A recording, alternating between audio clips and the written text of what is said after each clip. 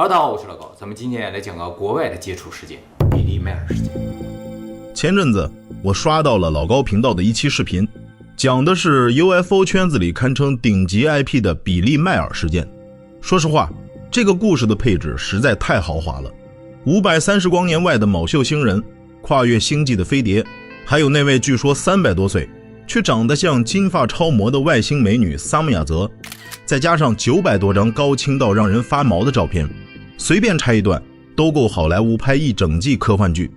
Hello， 大家好，今天这期内容咱们来聊一个一旦当真就会让科学非常为难的话题 UFO 外星人。这类故事之所以危险，不是因为它吓人，而是它太容易把人推向两个极端，要么当成神迹全盘接收，要麼一句騙局直接否定。今天我想試着走一條更少有人走的中間道路。如果我們真的把這些故事當成真的，用科學推演一遍，會發生什麼？在正式開始之前，我先把立場說清楚。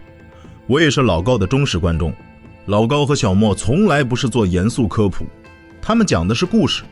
而故事最重要的從來不是你信不信，而是好不好聽，能不能點燃想象力。所以今天這一期不是打假，也不是闢謠，我們只是把那層厚厚的故事濾鏡稍微調低一點，戴上一副科學眼鏡，看看這個頂級 UFO 案例在現實物理邏輯面前會卡在哪幾步。咱們先從最抓人眼球的部分說起，照片和影像。比利邁爾之所以能活幾十年，最硬氣的底牌就是那海量的視覺資料。很多人會說，老高也講了呀，這些膠片當年可是送去專業實驗室檢測過的，確認年代沒錯，沒有二次曝光，也沒發現剪輯痕跡。目前沒有發現任何人為偽造的痕跡，都是真的。聽到這兒，你可能心裡已經在喊，那不就是真的了嗎？但這時候，科學恰恰喜歡在大家都覺得板上釘釘的地方，輕輕踩一腳剎車。因為在攝影和刑偵領域，有一個非常關鍵，但經常被我們大腦偷懶忽略的區別。照片底片是真的，並不等於照片裡拍的東西就是真的。我給你舉個非常直白，甚至有點拆台的比喻。假如我現在拿出一台70年代的老海鷗膠片相機，在後院用一根極細的魚線吊着一個做工精美的飛碟模型，咔嚓拍一張，然後我把這件膠片送去鑑定，你猜專家會說什麼？他會非常嚴謹地告訴你，膠片是真的，確實是那個年代生產的，成像過程也沒有貓膩，但他絕對不會，也沒辦法替你打包票說你拍到的是一艘真正的外星飛船。這個邏輯在咱們這種被特效大片餵大的年代，聽起來像是常識，但在上世紀70、80年代，那可是個降維打擊。那時候沒有 PS， 沒有數字合成，人們的直覺非常單純，眼見為實，只要確定底片沒動過手腳，就覺得照片裡的東西一定是真的。但大家別忘了，在數碼特效 CGI 統治銀幕之前，電影工業靠什麼？靠的是實體模型 Practical Effects。 你想想那個時代的科幻神作，比如庫布里克的2001太空漫遊，或者是盧卡斯的星球大戰，那些在浩瀚宇宙中緩緩掠過的巨型星際戰艦，宏偉的空間站，其實全都是在攝影棚裡用木頭、塑料或者石膏模型拍出來的。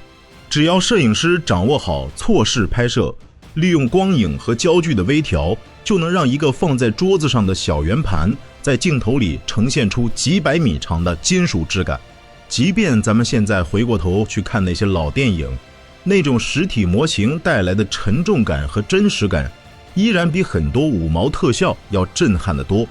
再把目光拉回到比利邁爾的影像本身，其實除了照片的質感問題，如果你盯着比利邁爾那些影像仔細看，會發現一個非常有意思但平時很少有人拆解的細節。這些飛碟未免也太聽話了。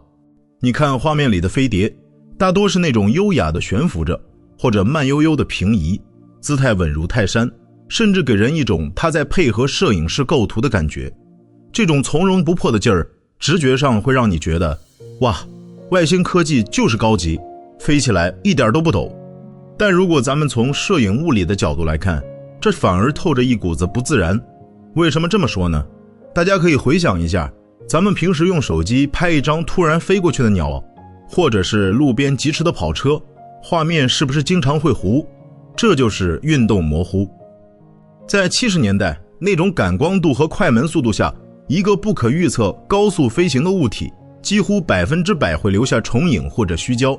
但比利拍到的這些飞碟清晰穩定，主體突出的像是在影棚裡拍模特。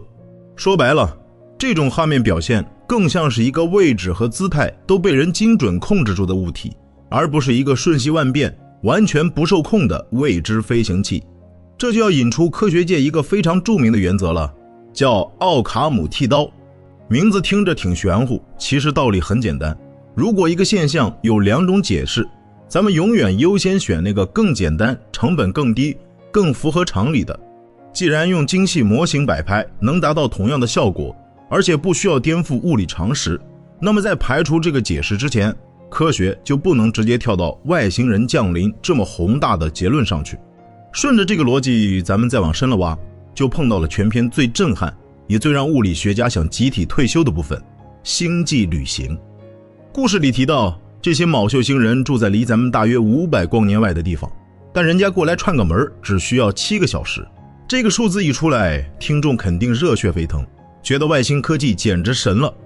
但如果你把它翻譯成物理學的語言，這事兒簡直是在愛因斯坦的雷區裡瘋狂蹦迪。500光年是什麼概念？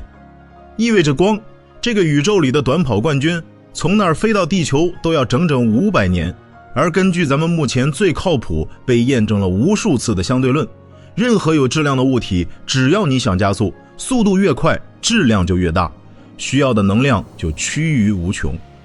換句話說，光速就是宇宙的底層限速，誰也別想超速。這時候肯定有小夥伴會說，人家外星人不用硬飛，人家可以開蟲洞，玩空間折疊，或者是用曲速引擎啊。確實，這些詞兒在科幻片裡特別迷人，在理論物理的數學公式裡也是成立的。但這裡咱們得畫個重點，理論上的可能和工程上的實現中間隔着10000個銀河系。這就好比你可以在紙上算出一個完美的永動機公式，邏輯嚴密，推導無誤，但在現實世界裡，只要摩擦力和熱力學第2定律還在起作用，你就造不出那台機器。數學公式是優雅的，但現實世界的物理法則卻是殘酷的。在沒有任何觀測證據支持這些捷徑確實存在之前，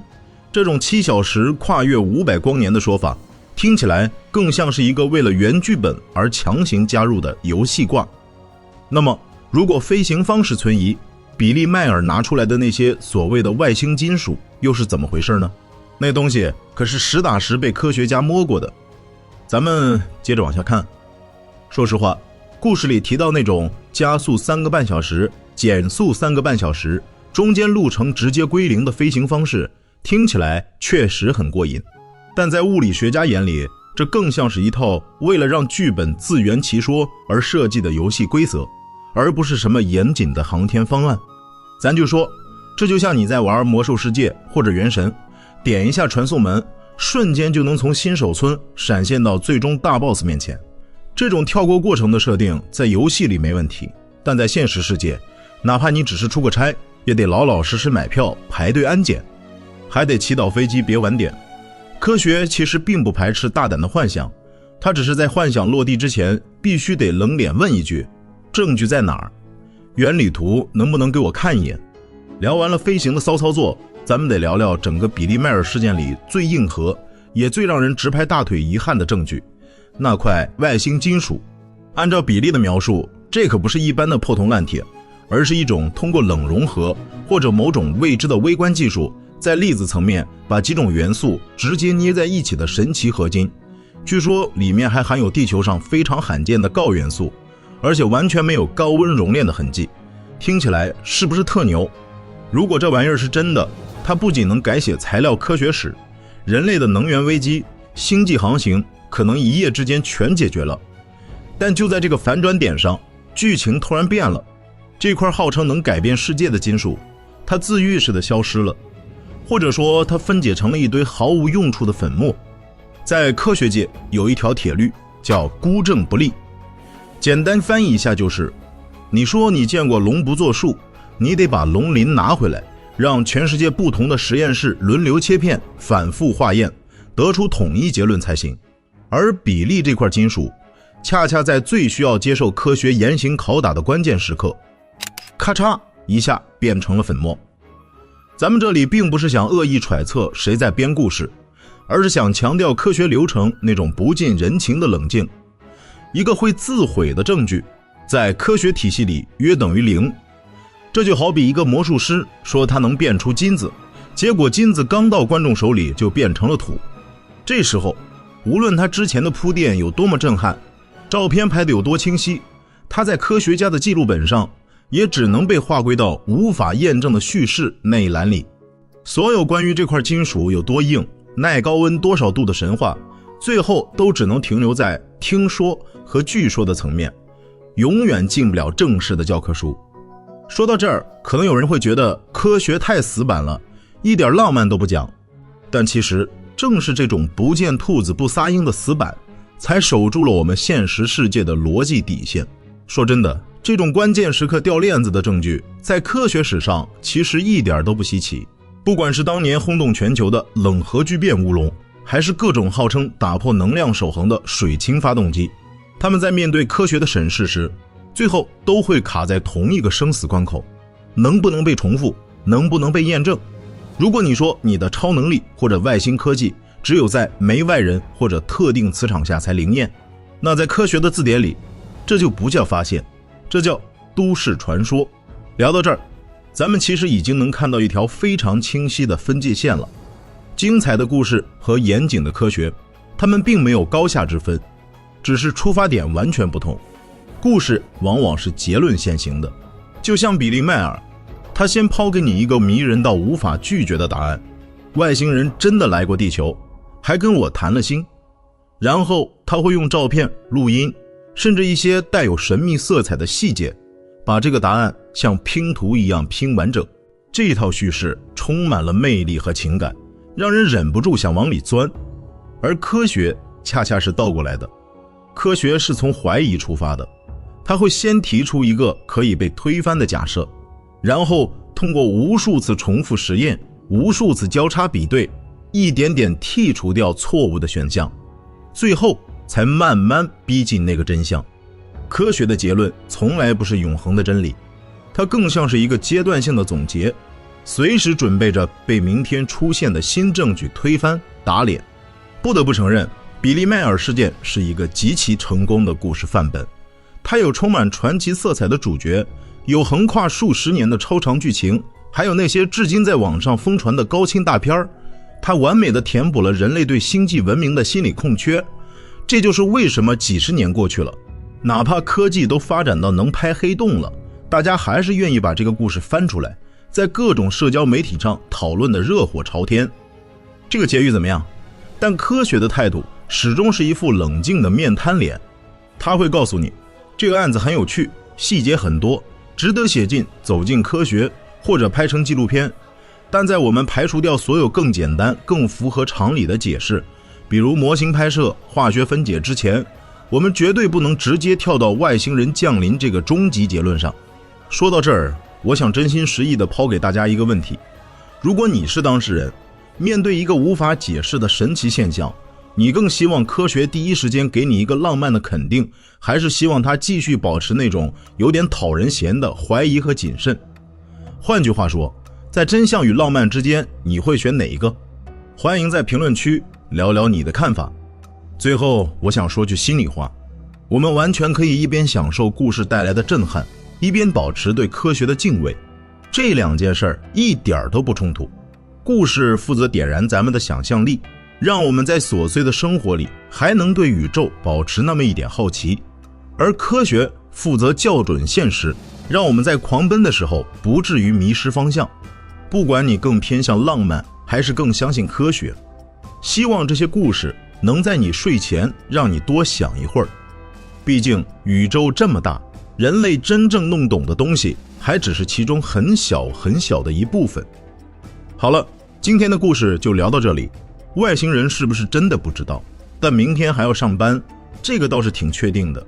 如果你喜歡這種從科學視角聊神秘話題的方式，不妨點個讚，訂閱一下。如果大家討論的熱烈，下期我就繼續用同樣的視角聊聊老高頻道裡那些更有意思也更值得拆解的話題。祝你有個好夢，那我們下次再聊。